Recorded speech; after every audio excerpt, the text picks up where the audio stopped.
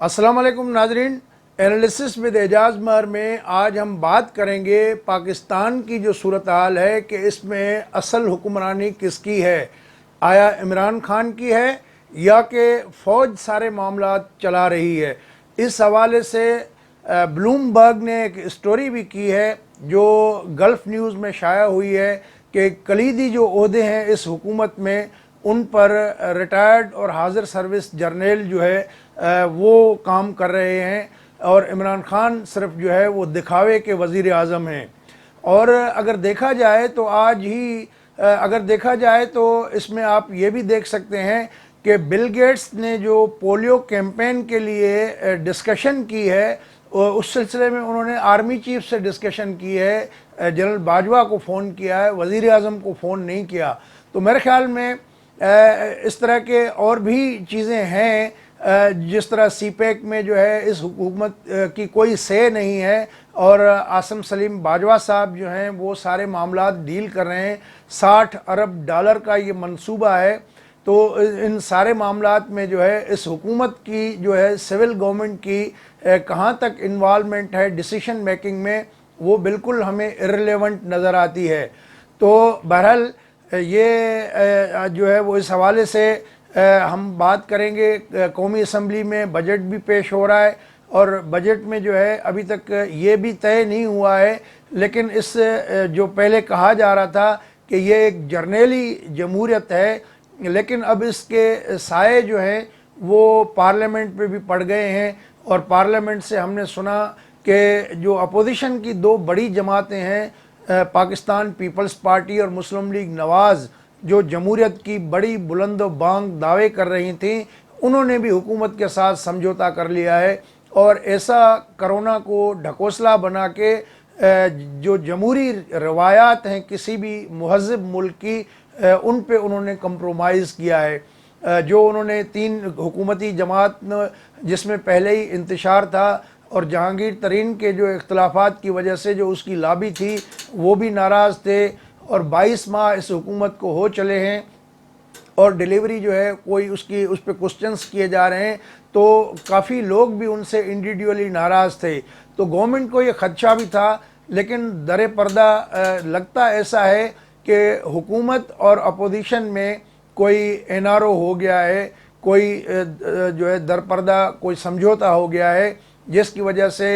अब नज़र आ रहा है कि शायद आइंदा दिनों में शहबाज शरीफ को भी नेब तंग नहीं करेगी और जरदारी साहब के ख़िलाफ़ भी जो चीज़ें चल रही थी वो उस घन गरज के साथ नहीं शायद चल पाएँ, क्योंकि दोनों बड़ी सियासी जमातें जो अपोजिशन में हैं तजर्बा भी रखती हैं, लेकिन उन्होंने बजट पास कराने के लिए गवर्नमेंट को जिस तरीके से फैसिलिटेट किया है कि 342 अरकान के इस ऐवान में सिर्फ 86 लोग शिरकत करेंगे, जिसमें से 46 जो है हुकूमत के होंगे और 40 के करीब लोग जो है वो अपोजिशन के होंगे, जिस पे मौलाना फजल रहमान की जमात वालों ने शोर किया, एहतजाज भी किया, उनकी कुर्सियां भी उठवाई गई थी। चूँकि कोरोना की वजह से ये कहा गया कि बजट सेशन में सिर्फ 86 कुर्सियां रखी जाएंगी ऐवान में। तो उस पर फिर बाद में उनको यकीन दहानी कराई गई कि ठीक है, वो उन्होंने अपोजिशन को दोनों और बड़ी जमातों के फ़ैसले पे तनकीद की है JUI ने, और उन्होंने कहा है कि उन्हें एतमाद में लिए बिना ये उन्होंने समझौता कर लिया है।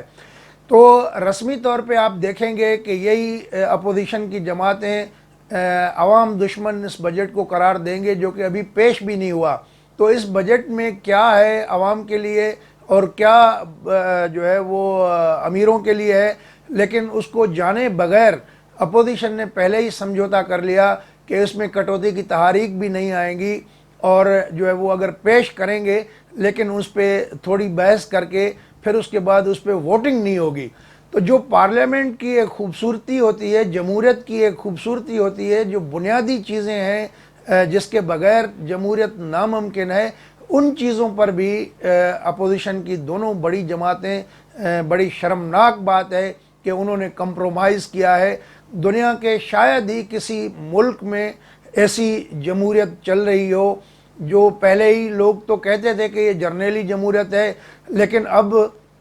इसकी दोनों बड़ी जमातें जो चैम्पियन बनती हैं जमहूरियत की, उन्होंने भी ठप्पा लगा दिया है کہ پارلیمنٹ جو ہے ایک ربڑ اسٹیمپ ہے، اس سے زیادہ اس کی کوئی وقت نہیں ہے۔ تو اس پارلیمنٹ کے وقار پہ جب آپ خود اتنا کمپرومائز کریں گے تو ظاہر ہے کہ پھر آپ کو اسپیس کون دے گا۔ تو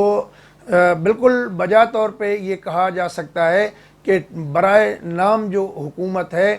لیکن اصل کام جو ہے ہماری پاک فوج کر رہی ہے، پالیسیز ان کی چل رہی ہیں۔ 70 سال سے ہم سن رہے ہیں کہ خارجہ پالیسی، دفاعی پالیسی، جو انٹیریئر پالیسی، داخلہ کی پالیسی ہیں اور دیگر جو امپورٹنٹ پالیسیز ہیں، اس میں آرمی کی ہی سے ہوتی ہے اور وہی پالیسیز بناتی رہی ہے۔ لیکن اب جس طریقے سے ملکی حالات ہیں، صورتحال ہے، اور اس کو جس طرح چلایا جا رہا ہے، اس میں کسی شک و شبے کی گنجائش نہیں بچتی کہ یہ جو ہے وہ دکھاوے کی بھی جو ہے جمہوریت اب نہیں رہی۔ اب حقیقی معنوں میں پاکستان میں جو ہے وہ جرنیلی جمہوریت قائم ہو چکی ہے۔ ہر جگہ پہ آپ دیکھیں کہ جو فارن آفس کے کلیدی عہدے ہیں، اس میں بھی ہمیں یہ نظر آتے ہیں۔ اور تو اور آپ نے دیکھا کہ عاصم سلیم باجوہ صاحب جو ہے وہ سی پیک کے چیئرمین شپ کے ساتھ ساتھ وزیر اعظم کے جو ہے وہ ترجمان بھی بن گئے، اور کئی چیزیں جو ہے وہ ہم نے دیکھا کہ عوامی جو سویلین پوسٹیں ہیں ان پر بھی، ریلوے ہو، وابڈا ہو اور پی آئی اے ہو، ان سب جگہوں پہ ہمیں جو ہے ریٹائرڈ فوجی نظر آتے ہیں۔ تو ایک لحاظ سے جو ابھی یہ پلین کریش ہوا اس کے لیے بھی یہ باتیں آئیں، میڈیا میں رپورٹ ہوئیں کہ جو سول ایویشن ہے اس کو وہ بھی برائے نام کی سول ایویشن رہ گئی ہے، اس میں بھی ملٹری ایویشن کے لوگ آ چکے ہیں۔ اور جو ملٹری ایویشن اور سول ایویشن میں بہت بڑا فرق ہوتا ہے بنیادی طور پہ، لیکن اس میں ملٹری ایویشن کے لوگوں کی وجہ سے کافی چیزیں جو ہے وہ کوتاہیاں ہوتی ہیں، جس کی وجہ سے یہ حادثہ بھی ایک پیش آیا۔ تو اس میں دیگر جو فیکٹر تھے، ٹیکنیکل چیزیں ڈیفینیٹلی ہوں گی، لیکن اس میں ایک فیکٹر یہ ضرور اس میں بھی جو گنوایا گیا۔ بہرحال اس وقت جو ہے پاکستان پہ مالی طور پہ سخت مشکلات ہیں، اور جو اقتصادی سروے کی رپورٹ پیش کی حفیظ شیخ نے، انہوں نے یہ بھی کہا ہے کہ جو ایکسپیکٹڈ گورنمنٹ کو جو ایکسپیکٹیشن تھی کہ 3% معیشت کی گروتھ ریکارڈ ہوگی، جو کہ 0.4 تک گئی ہے، تو وہ بھی ملکی حالات بھی اچھے نہیں ہیں۔ تو ایسے میں دیکھنا یہ ہے کہ جو حکومت بجٹ لا رہی ہے اس میں کیا ایسی چیزیں ہیں۔ تو اپوزیشن نے یہ جانے بغیر اس پہ جو ہے کس طرح کمپرومائز کر لیا، جس کی ماضی میں کوئی نظیر نہیں ملتی۔ اور پھر اس ملک میں جمہوریت کی اب میرے خیال میں ان کو بات کرنے سے پہلے اپنے گریبان میں بھی جھانکنا چاہیے کہ اس جمہوریت کی بساط لپیٹنے کے لیے اس میں جو ہے ان سیاسی پارٹیوں کا کیا کردار ہے، اور گھناؤنا کردار ہے۔ جو بھی مورخ لکھے گا تو اس میں ان چیزوں پر بھی بحث ضرور ہوگی۔ اور